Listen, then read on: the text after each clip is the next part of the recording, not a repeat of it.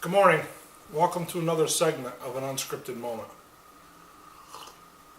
Today I want to talk about change. I want to talk about changes.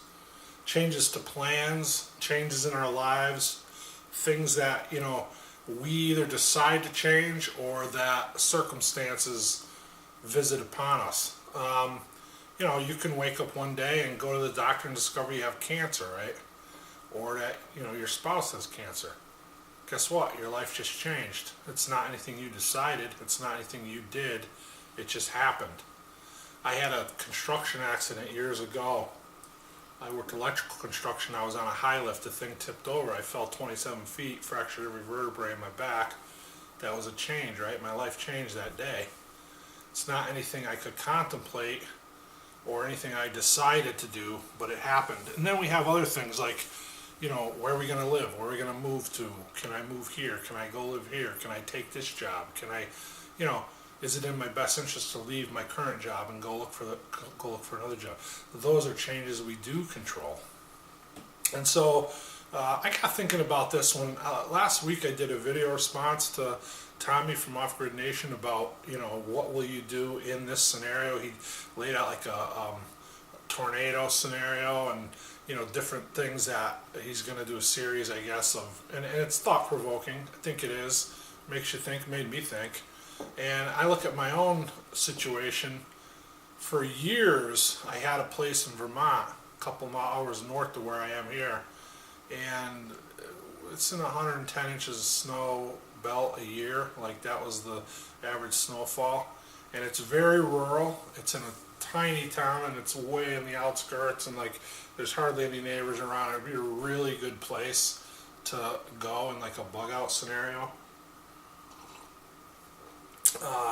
So anyway, we that whole thing evolved, right? Because for years I had that. We had a little cabin there, and I planted blackberry bushes and artichoke, Jerusalem artichokes, and I had chipped up some small brush and was starting a back to Eden plot. I hadn't grown anything in it yet, just had the chips there decaying, and was well on my way, and that was our plan. I had some stuff buried there, cached there, and a couple guys that I prepped with, and myself and our wives, and that was going to be our, go-to place if something happened. It's a 2-hour drive, so of course we wouldn't want to walk there, but if we had to, it's possible, it's doable. And so then, you get older. So I don't know how long I had it, 12 or whatever. I'm just going to say I was 40. I might have been 39, I might have been 41, whatever. I was 40 when we bought it. And I love the snow. I love the winter. I love being outside in the fresh, cold air. And I still do. And I love doing the snow removal and all that. Now I get to where I am now, and after having this construction accident, and my back has issues, and I've had a couple surgeries, and fast forward, the hands of time move forward, you get to where you are now, and I say I still like being out there in it, but I don't like the work aspect of it. And not that I'm afraid of work, but it's overwhelming in my condition to have to deal with that every single day. And so it loses some of its appeal. You could buy a decent snowblower, you can do things to try to alleviate that, and we could. But I could still do it. I do it here, and I could do it today, still up there. I'm 53, I'm going to be 54 in a couple weeks. But then I fast forward 20 years when I'm 74. Well, what am I going to be able to do it then? Am I going to want to do it then? If I do, guaranteed I'll want to do it less than I do now. Then and I don't want to go too into depth with this because I did a video on it too, but we brought in an engineer and we started getting pricing, and we realized because of where we had to put the septic, and Vermont's crazy with environmental stuff, right? So we had to do this whole big rigmarole, and it ended up being, it's a lot of money. And so there's now the affordability aspect of building up there. Could we afford to do it? Maybe, if we put every single thing we had into it, and even then we'd have a decent sized mortgage, bigger than we wanted, right? And then we looked into the taxes, and they wouldn't have been a lot cheaper. They're not too bad on just the vacant lot, but in that scenario, they would have went up considerably. They would be almost what they are here in Connecticut, which like Connecticut's like the third worst state in the country or something. I was reading somewhere. Well, like so we think of all that too. We start to think of all that. So all these things lead us to these changes, right? So we found this place in Virginia. The price was right. It was cheap. It's 2 acres. It's in a very, very rural area. I won't say remote. I mean, in a half an hour ride to a grocery store. So it's, but it's rural, and there's not a lot of neighbors, and it's an ideal place to be in in a bug out scenario or a survival scenario. And we want to start a little homestead there. And we have started it. We've started renovating the house, and so I've got a limited amount of time or a minimal amount of time that I have to remain in my job before I can collect a pension. And if ideally I'd like to go till I'm 63. Another 10 years. That's not going to happen. So my job's pretty physical too, and I've had a couple back surgeries after the accident, and it's getting to the point where it gets harder and harder. And that's going to be a lot of work doing that too, but I can pace myself and limit myself. I can work an hour at a time, and take 20 minutes off, whatever, every hour, and just work 14 hours if I have to get the job done. Whereas at the job I'm in now, I have to go in and do everything in 8 hours, and it's just with my limitations, it's overwhelming sometimes. But I'm not complaining, about that. The Lord has taken good care of me, and He's blessed me in a lot of ways, and He's protected me in a lot of ways. That fall I had could have been, I fell 27 feet and had the lift bounced up and landed on me. I mean, that could have been disastrous. I mean, it was disastrous. It could have been a lot worse. So I'm not complaining. I'm just saying these are the things that change our perspective, that change our outlook.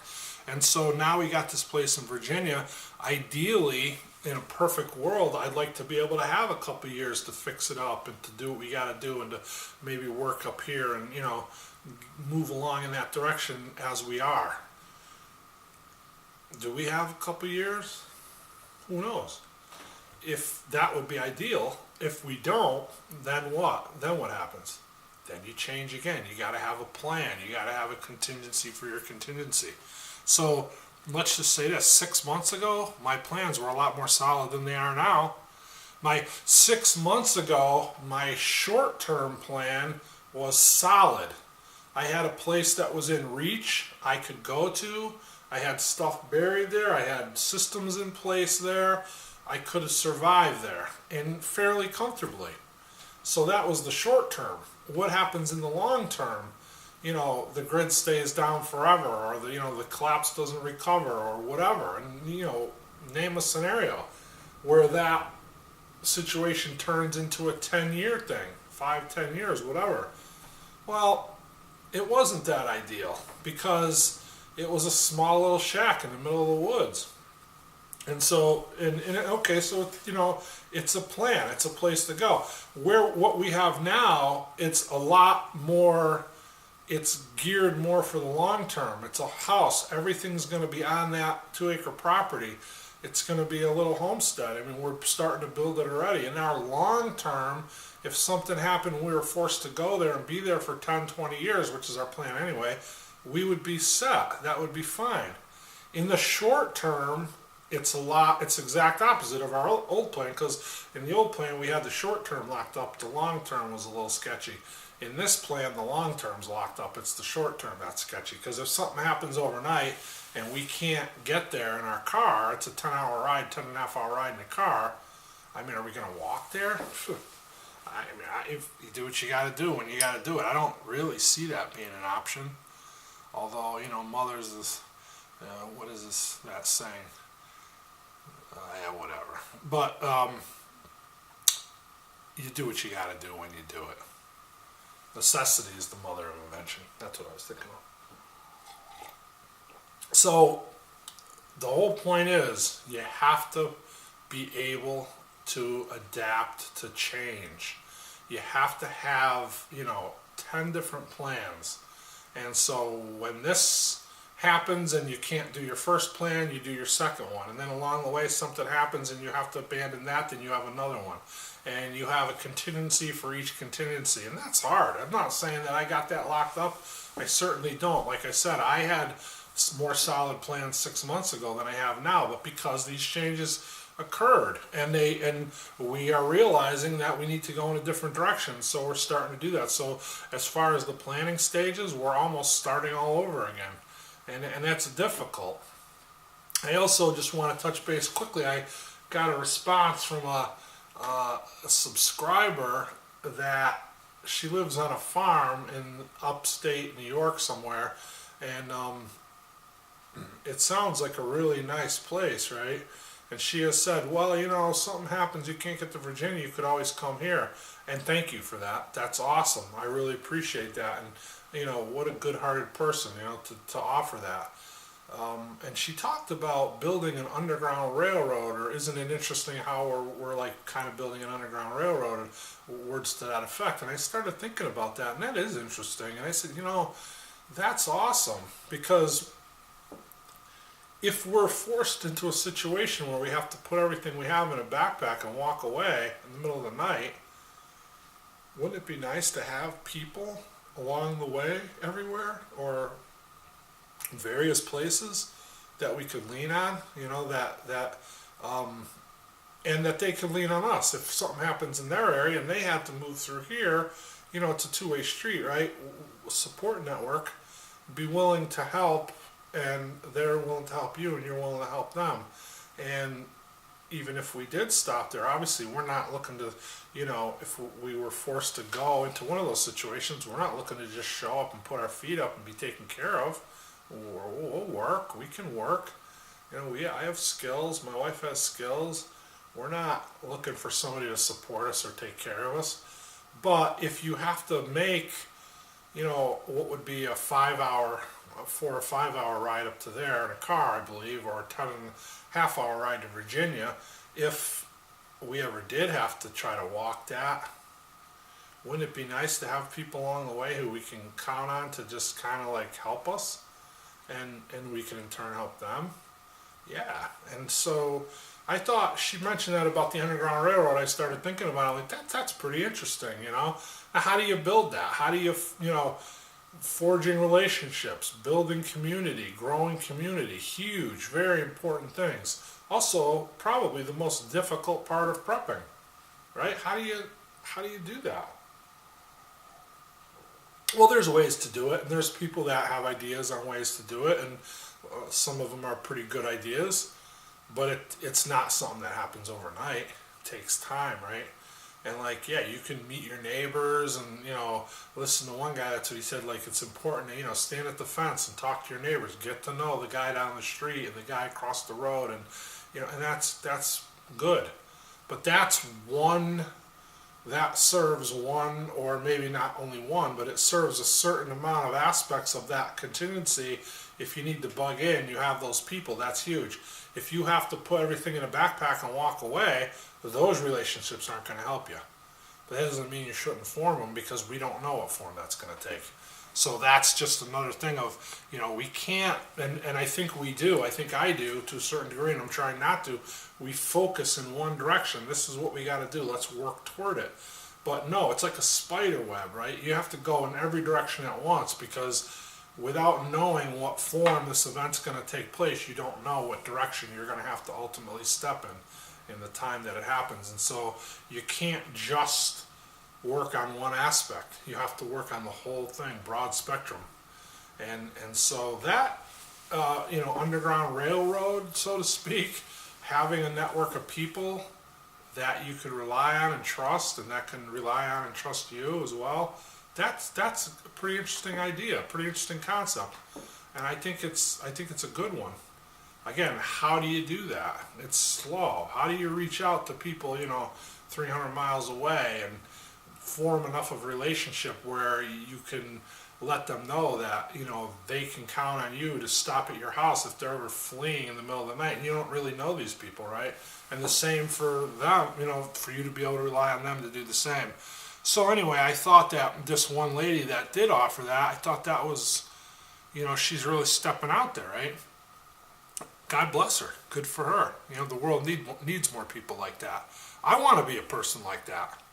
I want to, we hear these prepper channels, these people like, oh, you're going to nail up the doors and anybody tries to get in, you're going to shoot them. And to a certain degree, I guess you got to take that. And that's biblical, right? Like Noah built the ark. When he closed the door, there were people banging on the door. He didn't let them in.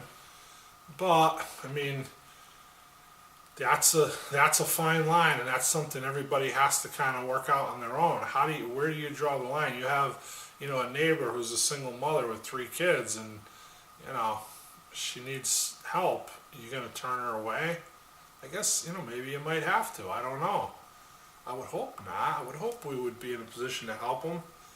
I think I listen to Southern Prepper 1. I watch his videos, and he says, if you've prepped enough food for yourself, keep prepping more food so you can be a blessing to your neighbor, to your friend. I think that's a good idea, because we could all do certain things. If we have decent enough jobs to where we have enough money to where we can put away extra food, what's an extra pound of rice a week or whatever? And so put it away.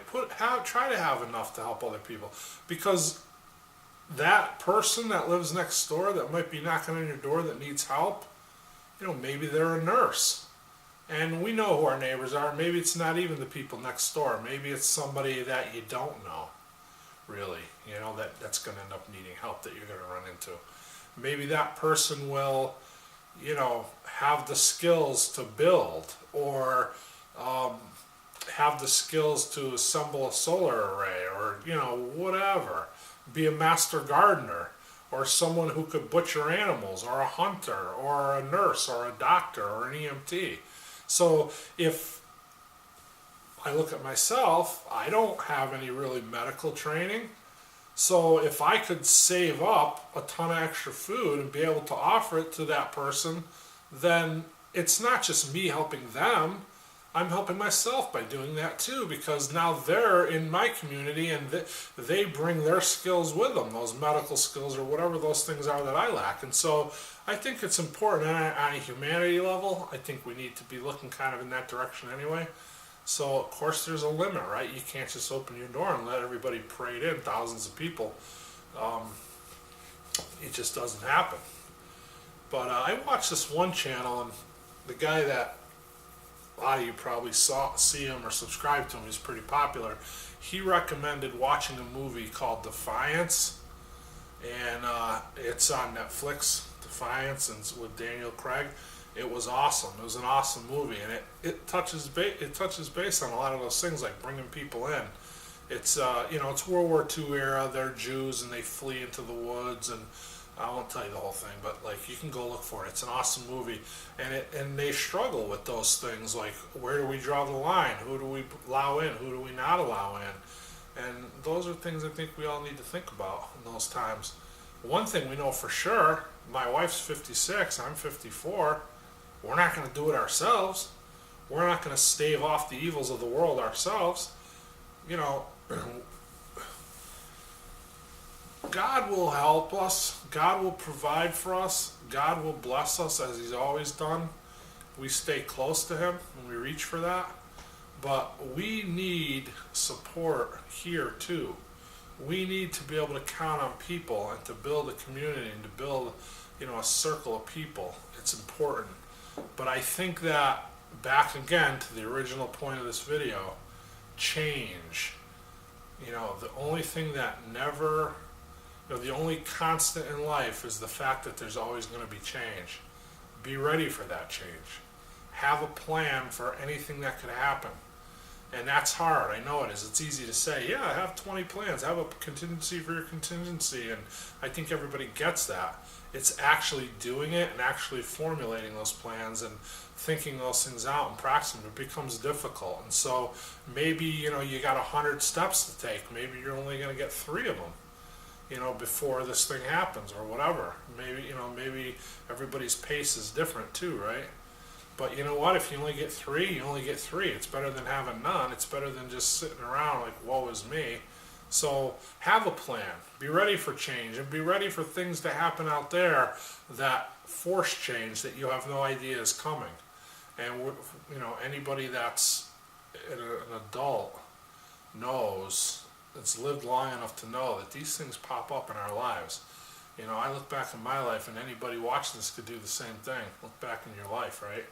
Something's happened that you didn't plan on happening that thrust you into a new dynamic of some kind. And sometimes they're good, and sometimes they're not good. But you got to be ready for them. You got to realize that things are going to change, and things do change. And I, like, again, you know, look at my situation with Vermont and with Virginia. We had some big changes in the last year as far as our direction goes. And as far as prepping, we were on a pretty good path in Vermont. We had a pretty good setup there. But yet we sold it, and we moved in a completely different direction to shore up and to, you know, the long term, to have a better long-term scenario. And I believe it was the right thing to do. And so, is it a gamble in a way? Because time, you don't know how much time you have, and so if the balloon goes up tomorrow, it's gonna leave us in a worse spot maybe. But if we can make it that extra few years or whatever till the place is ready, we're gonna be, you know, exponentially better off. And so that's just one of those things, embracing the change, realizing what you got to do, what changes you got to make, and making them. And now I have to start all over with other short-term plans. I have to look at, so something happens, I need to evacuate in the middle of the night tonight. Where do I go? What do I do? And we've started making those plans. We've made some headway. You know, I'm not comfortable. We've got a long way to go, but we're doing it. And you have to do it, and you have to realize that there's always going to be an element of change. And I guess that's the basic message. But thanks for watching. I know I babble a little sometimes, but I appreciate anybody who's watched it to the end.